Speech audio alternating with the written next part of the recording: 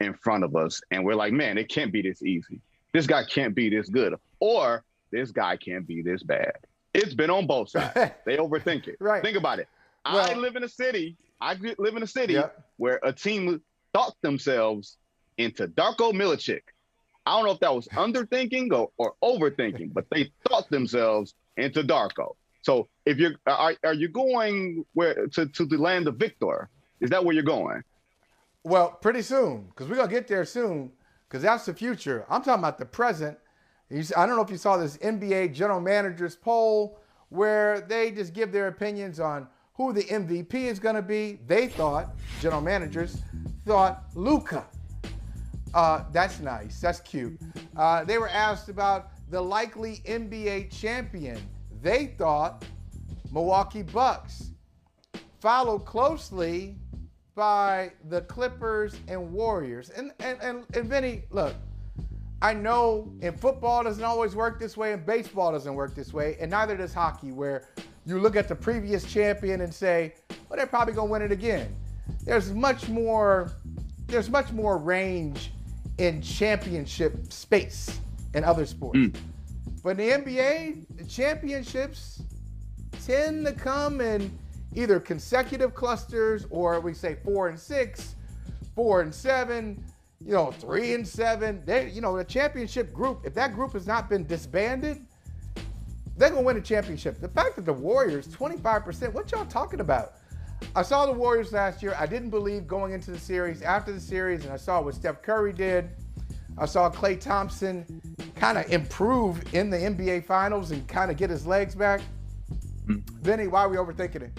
NBA champion, most likely NBA champion, not guaranteed. Most likely is Golden State. Most likely MVP of the league, Steph Curry. What say you?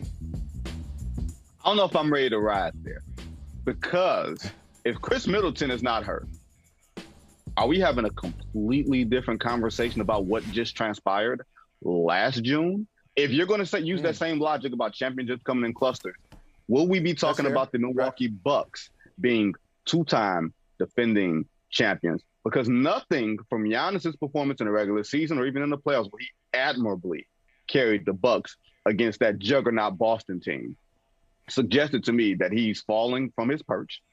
Suggests to me that he's still not going to be in the conversation. We had this conversation last week with Natalie, and she might descend upon us from the heavens, when I say this. But who's to say that Giannis doesn't have a great case to be the baddest man walking? And I'm not sure that Stephen Curry will go all out to win an MVP in the regular season. When you come from playing in June, you've got to be very, very careful about how you manage your body, about how you manage your minutes. We know Golden State has always been at the forefront of technology and health and everything else. So I don't know if I would necessarily buy Steph winning regular season MVP. I can see Steph taking back over in the finals and doing a similar repeat performance in the finals. But that's a tough one. I'm still believing in Giannis. I don't believe in Mike Budenholzer. Let me be perfectly honest. I don't believe in Bud. Still don't. Even after he answered that question, that, hey, because I was with you, I was following him. I was following the Budenholzer bouncing ball. I'm like, okay, what I saw in Atlanta is happening now in Milwaukee. They win great in the regular season, number 1 seed in the regular season. They crater in the playoffs. But then he answered that question. Well, with Giannis's help, he answered the question, can he be a championship coach? So that's no longer on the table, is it? Yeah. You just did like a postscript, like, with Giannis's help. But no, Giannis did that. Giannis put up a 50 ball in game 6 of the finals. Giannis made all those free throws. Giannis made one of the most incredible blocks we'll ever see in an NBA finals game. Maybe the seminal defensive play we have ever seen, with apologies to LeBron James's block on Andre Iguodala. So that does nothing for me as far as Budenholzer. And if you're the LA Clippers, and I believe Ty Lue is the best coach in basketball, and I'm not sure if it's necessarily close, the best coach in basketball, I believe, is Ty Lue. The best coach in the league? Hey, first of all, Vinny, before you continue, congratulations.